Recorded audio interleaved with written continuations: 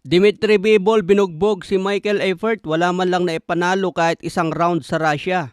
Matagumpay na nadepensa ni Bivol ang kanyang Unified WBA and IBF Light Heavyweight belt. Sa opening round pa lang sa round 1, bumagsak agad si Michael Eifert gamit ang isang swak na left hook ni Bivol. Ginamit ni Bivol ang kanyang matutulis na jab, mabilis na footwork at mga kombinasyon sa buong 12 rounds. Bagamat nakaligtas si Michael Eifert dahil sa patakbo-takbo niyang estilo, binugbog pa rin siya ni Dimitri Bivol mga boss. Hindi pa rin umubra sa malulupit na combination ni Bivol. Hindi makasabay sa bilis at diskarte itong German challenger na si Eifert, kaya wala siyang napanalunang round sa mga hurado. Dahil sa panalong ito, umakyat na ang record ni Bivol sa 25 wins, 12 KOs at may isang talo.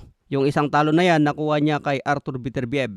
Ito ang kanyang muling pagbabalik matapos ang kanyang rematch kay Artur Beterbiev. Binabatikos nga itong IBF dahil napakawalang kwenta ang kanilang mandatory challenger. Parang sinayang nga lang daw ni Bivol ang kanyang oras dito kay Michael Eifert. Dapat ang nilalagay daw na challenger yung magbibigay naman ng suabing laban sa champion. Hindi yung challenger na lalaban lang para magpagulpi. Karamihan kasi sa mga boxer, mataas ang rankings pero wala namang kwenta kung ilaban na sa champion. Kaya abangan natin mga boss, trilogy ni Bivol at Artur Beterbiev.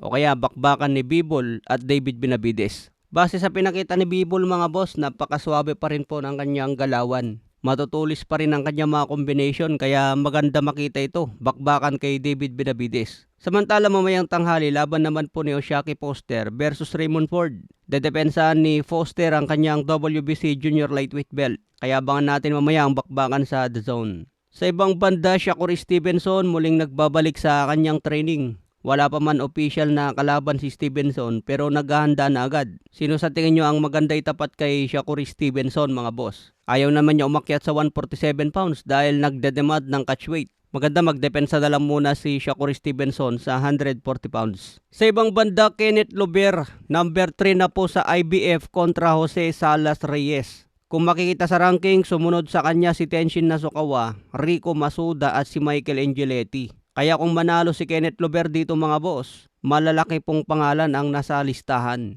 Kaya kailangan maganda ang panalo dito ni Kenneth Louber. Kung titignan man po natin sa WBC, number 4 si Kenneth Louber, habang number 1 si Tenshin Nasukawa at number 3 si Rico Masuda. Habang sa WBA naman ni Seiya Tsutsumi, number 1 si Rico Masuda, number 2 si Tenshin Nasukawa at number 3 si Nonito The Flash Donaire. Habang number 9 dyan si Kenneth Louber. Kaya malapit na po si Kenneth Louber sa WBC and IBF belt. Yan ang alagaan ni Louber na rankings mga boss dahil malapit na po siya sa World Championship fight. Kailangan lang malupit itong promoter niya na may kasaang laban na yan.